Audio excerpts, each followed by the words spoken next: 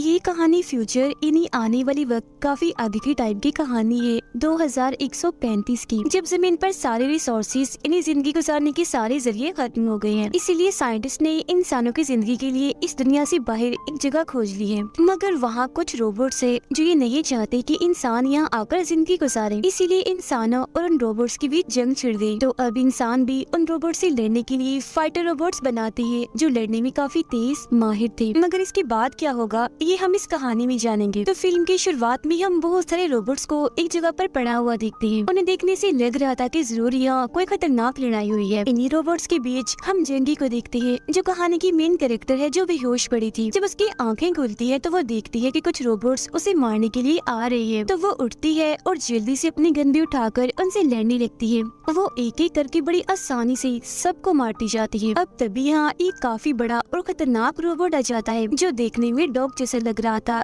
क्योंकि ये एक डॉग रोबोट था। अब तभी जंगी के पास किसी की कॉल आती है, जो उसे बताता है कि इस रोबोट की बैटरी इसके पीछे लगी हुई है, जिसकी मदद से तुम इस रोबोट को मारकर जंग जीत सकती हो। जिसके बाद वो दोबारा से लड़ाई करने लगती है। यह दिखाया जाता है कि जंगी प्लेनेट यानी अपनी दुनिया से बाहर किसी दूसरी जगह पर है, क्योंकि वो यहाँ एक मिशन के लिए आई थी। जंगी उस खतरनाक डॉग रोबोट से काफी देर तक लड़ती रहती है। वो लगातार उस पर गोलियां भी चला रही थी, जिससे उस रोबोट में आग लग जाती है। मगर वो रोबोट काफी ताकतवर और एडवांस था, इसलिए अपने ऊपर लगी आग को वो बड़ी आसानी से बुझा देता है। वो रोबोट फिर जंगी को मारने के लिए उसकी तरफ बढ़ता है। उसके पास बचने का कोई रास्ता नहीं था, इसलिए वो भागती है और ऊपर जाकर छुप जाती है। मगर असल में ये उसका एक प्लान था रोबोट को अपने जाल में फंसाने का, क्योंकि जैसे रोबोट उसे देखता है और गोली चलाता है तो वो गोली सीधा जाकर गैस टैंक पर लगती है, जिससे वहाँ आग लग जाती है और काफी बड़ा धमाका हो जाता है। ऐसा होने से बहुत सारे पत्थर उस रोबोट पर आकर गिरते हैं। अब इस मौके का फायदा उठाकर जंगी उस रोबोट पर अपने गन तान देती है और गोली मारने ही वाली थी, मगर उसकी नजर एक गुड़िया पर पड़ जाती है, जिससे उसका ध्यान भटक जाता है और रोबोट उसे गोली मार देता है, जिसमें जंगी की 2 उंगलियां टूटकर अलग हो जाती है। अभी वो अपनी उंगलियां देख ही रही थी कि तभी अचानक रुक जाती है और यहाँ हमें पता चलता है कि जंगी भी कोई इंसान नहीं है, बल्कि वो जंगी का एक फाइटर रोबोट है, जिसे एक लैब में टेस्ट किया जा रहा था। अब तभी यहाँ उस लैब में कुछ साइंटिस्ट आकर कहते हैं कि जंगी हमेशा यहीं पर आकर रुक जाती है, मतलब वो इससे आगे लड़ाई नहीं कर पाती और लड़ाई में हार जाती है। न जाने ऐसा क्यों होता है। अब तभी यहाँ इस टीम की लीडर आती है, कहती है कि आज कुछ आर्मी ऑफिसर्स आ रहे हैं, इसलिए आज काम को यही रोक देते हैं। जिसके बाद वो लोग दोबारा से उस रोबोट यानी जंगी को चलाकर अपने साथ ले जाते हैं। वो उसे अपने साथ इंटरव्यू वाले कमरे में लेकर आए थे, जहाँ उसके जिस्म के सारे हिस्से अलग कर दिए थे और सिर्फ ऊपर वाला हिस्सा ही वहाँ रखा था। यही हम लैब के डायरेक्टर को भी देखते हैं, जो आर्मी ऑफिसर्स को प्रेजेंटेशन देने के लिए तैयारी कर रहा था। वो टीम की लीडर से काफी बड़ी बड़ी बातें करता है कि मैं काफी अच्छी प्रेजेंटेशन देता हूँ और देखना मैं उन सबको हैरान कर दूंगा। मगर जब ऑफिसर्स यहाँ आते हैं तो उनके सामने तो उसकी बोलते ही बंद हो जाती है, पर फिर भी वो कोशिश करता है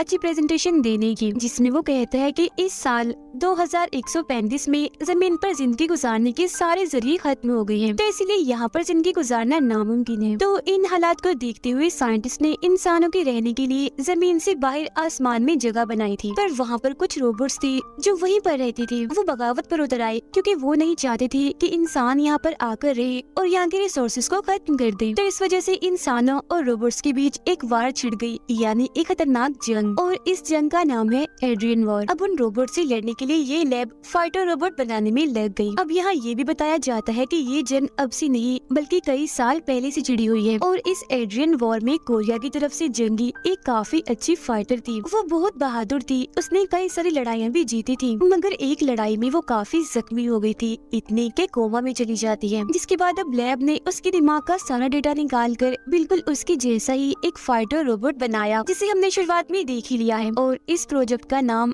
जंगी प्रोजेक्ट ही रखा गया। अब तभी आर्मी ऑफिसर ने बताती है कि अगर जंगी अपना आखिरी मिशन पूरा कर लेती, मतलब कि कोमा में जाने से पहले ही वाला, तो ये एड्रियन वॉर कई साल पहले ही खत्म हो जाती। मगर क्योंकि वार खत्म नहीं हुई, तो तब से आज तक वो ऐसे ही चली आ रही है। आगे वो ये भी कहती है कि जंगी रोबोट से लड़ाई अभी कैसे कर सकती है, क्योंकि वो तो अपने टेस्ट से ही बाहर नहीं आ पा रही है। असल में उसका टेस्ट कुछ यूँ था कि उसे प्रैक्टिस करवाने के लिए सारा माहौल वैसा ही बनाकर दिया जाता है जैसा एक जंग में होता है, मगर वो उसे भी पास नहीं कर पाती।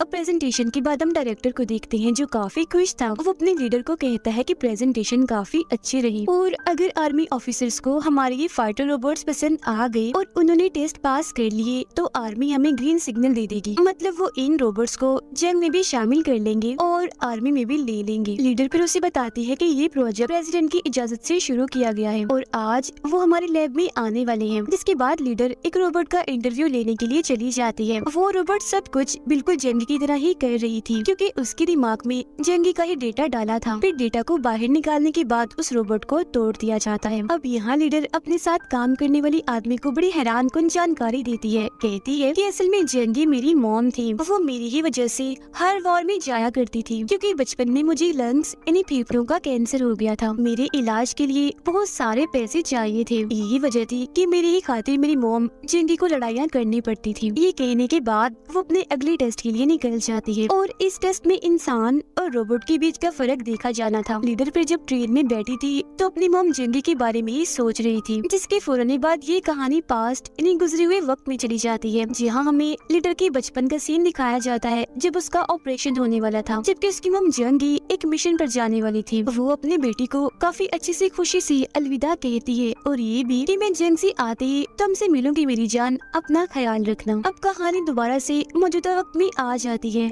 जहाँ लीडर डॉक्टर के पास गई थी। डॉक्टर उसे बताता है कि हमने बचपन में तुम्हारे लंग्स का ऑपरेशन तो कर दिया था मगर उसके बावजूद भी तुम्हारा कैंसर बढ़ता ही जा रहा है। मुझे दुख के साथ कहना पड़ रहा है कि तुम मरने वाली हो, तुम्हारे पास बस 2 महीने का वक्त है। तो मैं तुम्हें मशवरा दूंगा कि तुम अपने दिमाग का डेटा किसी दूसरे जिस्म में डलवा लो। जिसके बाद डॉक्टर उसे ऐसा करने के 3 ऑप्शन देता है। पहला ये कि उसे इंसानों के सारे राइट्स हकूक मिलेंगे, दूसरा कि उसे सारे हकूक तो मिलेंगे मगर कुछ काम ऐसे हैं जो उसे नहीं करने और वो है शादी करना, घूमना फिरना वगैरह, और तीसरा बिल्कुल फ्री आजाद है, मतलब वो इस ऑप्शन को लेकर अपना डेटा किसी कंपनी को भी दे सकती है मगर इसमें उसे इंसान नहीं समझा जाएगा। उसके डेटा को इस्तेमाल करने में कोई पाबंदी नहीं लगाई जाएगी, गवर्नमेंट भी इस डेटा को इस्तेमाल कर सकती है, बदले में ऐसे इंसान को पैसे भी दिए जाएंगे। अब जब लीडर वहाँ से चली जाती है तो हमें पता चलता है कि वो डॉक्टर भी खुद एक रोबोट ही है। जिसके बाद कहानी एक बार फिर पास्ट में चली जाती है जहाँ ये लैब वाले जंगी की मोम यानी लीडर की नानी को एक एग्रीमेंट के बारे में बताते हैं। कहते हैं कि आप इस एग्रीमेंट पर साइन कर दीजिए। एग्रीमेंट में था कि हम जंगी के दिमाग के डेटा को इस्तेमाल करके एक ऐसी चीज, ऐसे रोबोट बनाएंगे जो बहुत ही ताकतवर होगा, जिसके बाद वो एड्रियन जंग में इतना लड़ेगा कि खुद को साबित कर देगा और ये वॉर भी खत्म हो जाएगी। साथ ये लोग जंगी की बेटी यानी उस लीडर की पढ़ाई के लिए खर्चा भी उठाएंगे। जो सुनकर जंगी की मोम यानी लीडर की नानी इस एग्रीमेंट पर साइन कर देती है। इसके बाद दोबारा से कहानी मौजूदा वक्त में आ जाती है जहाँ एक बार फिर जंगी के रोबोट पर टेस्टिंग चल रही थी। यहाँ डायरेक्टर जंगी के पैर पर गोली मारने का कहती है क्योंकि वो दरअसल उसके दिमाग से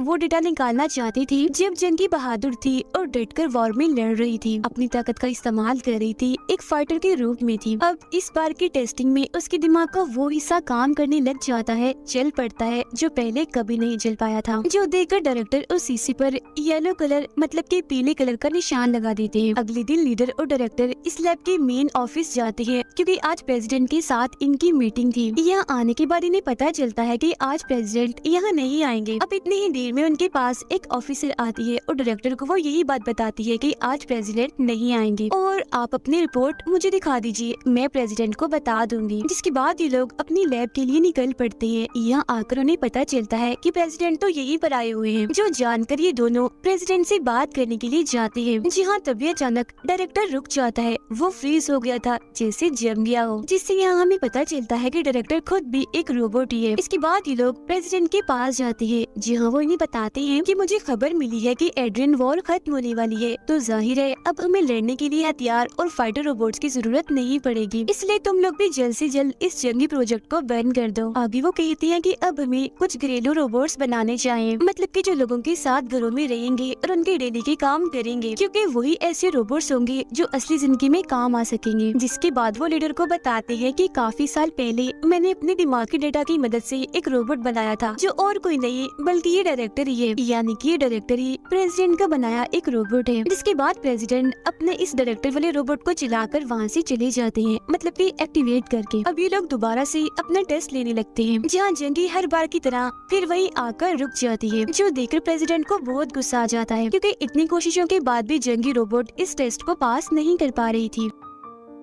तो ये लोग जंगी रोबोट को इंटरव्यू वाले कमरे में ले जाते हैं, जहाँ आकर डायरेक्टर जंगी का एक हाथ काटने को कहता है, क्योंकि वो ये चेक करना चाहता था कि उसके दिमाग का वो येलो वाला हिस्सा काम कर रहा है या नहीं। जिसके बाद वो अंदर जाकर उसकी टांग पर बहुत सारी गोलियां मार देता है और इस जंगी रोबोट को दोबारा से एक्टिवेट करने को कहता है, मतलब कि चलाने को। पर क्योंकि इस रोबोट का सारा कंट्रोल लीडर के पास था, तो वो उसे एक्टिवेट नहीं करती, जो देखकर डायरेक्टर को बहुत गुस्सा आता है। वो लीडर पर अपनी गन तान कर धमकाने लगता है। वो उसे जबरदस्ती उसे एक्टिवेट करने का कहता है, मगर अभी इतनी ही देर में यहाँ एक ऑफिसर आकर बताती है कि तुम्हें प्रेसिडेंट ने अपने मेन ऑफिस में बुलाया है, इसलिए वो यहाँ से चला जाता है। उसके जाने के बाद लीडर अपने साथियों को कहती है कि हमें जल्द से जल्द इस प्रोजेक्ट को बंद करना होगा, जिसके बाद आप लोग इसका सारा डेटा मुझे लाकर दे दीजिएगा। कुछ देर के बाद जब वो डेटा लेने जाती है, तो ये देखकर काफी चौंक जाती है कि जंगी का एक और नया रोबोट बन गया है, जो बहुत ही गंदा है। जो देखकर लीडर को इतना गुस्सा आ गया था कि वो इस रोबोट को बनाने वाले आदमी पर हमला करके उसे मारने लगती है। तो वो आदमी बताता है कि ये रोबोट फ्री है, मतलब कि हम इसे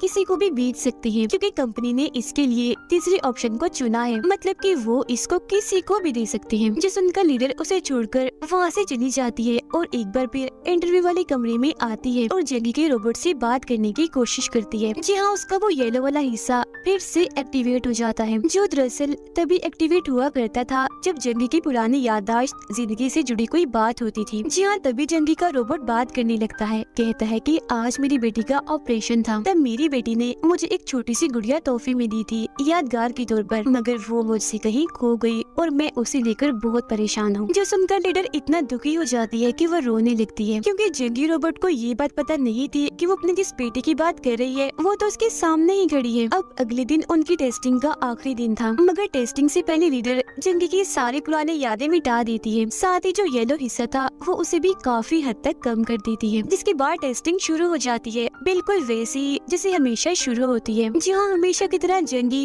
एक बार फिर वही आकर रुक जाती है, मगर डायरेक्टर को यहाँ थोड़ा शक होता है, इसलिए वो रिकॉर्डिंग को दोबारा आकर देखता है, जिसमें उसे पता चलता है कि जंगी को गोली नहीं लगी, मगर फिर भी वो मरने की एक्टिंग कर रही है। जो देखकर डायरेक्टर जल्दी से इमरजेंसी अलार्म बजा देता है। उधर जंगी की गोली ठीक थी तो एक एक करके सबको मार रही थी। अब अलार्म बजने की वजह से पुलिस भी 5 मिनट तक वहाँ आने वाली थी, मगर उनके आने से पहले ही जंगी एक हॉल में आ जाती है और ये देखकर काफी हैरान रह जाती है कि यहाँ तो मेरे जैसे और भी बहुत सारे रोबोट्स हैं। अभी वो इन रोबोट्स को देख ही रही थी कि तभी यहाँ कुछ दूसरे फाइटर रोबोट्स आ जाते हैं, जो आते ही जंगी पर हमला कर देते हैं। जंगी भी चुप नहीं बैठती और उन पर हमला कर देती है, जिससे यहाँ इनकी खतरनाक लड़ाई छिड़ जाती है। अब पुलिस भी यहाँ आ गई थी, जो और कोई नहीं बल्कि रोबोट ही थी। जंगी उन रोबोट से लड़ रही होती है, डटकर उनका मुकाबला कर रही होती है, मगर इसी बीच एक रोबोट उसे पकड़ लेता है और बस उसे मारने ही वाला था कि तभी पीछे से लीडर आ जाती है और उस वाले रोबोट को बंद कर देती है। फिर जब रोबोट पुलिस वहाँ आने वाली थी, तो वो कैमरा के जरिए देखते हैं कि लीडर ने जंगी का डेटा उस वाले रोबोट में से निकाल कर किसी दूसरे वाले रोबोट में डाल दिया है, जिसके बाद उस दूसरे वाले रोबोट को अपने साथ बचाकर कहीं ले जा रही है। और फिर जब ये लोग यहाँ से निकलने के लिए ट्रेन में जाती है, तो वहाँ पर डायरेक्टर पहले से ही मौजूद था, जो सीधा डायरेक्टर को गोली मार देता है, जिससे वो काफी जख्मी हो गई थी। ये देखकर जंगी के रोबोट को इतना गुस्सा आ गया था कि वो डायरेक्टर से लड़ने लगता है और उसे गोली मारता है, जो गोली सीधा आकर डायरेक्टर की आंख में लगती है। और अब यहाँ आकर डायरेक्टर को ये बात पता चलती है कि मैं खुद एक रोबोट हूँ, मगर अब वो और ज्यादा खुश और खतरनाक हो गया था। वो यहाँ काफी डरावना हंसने लगता है और जाकर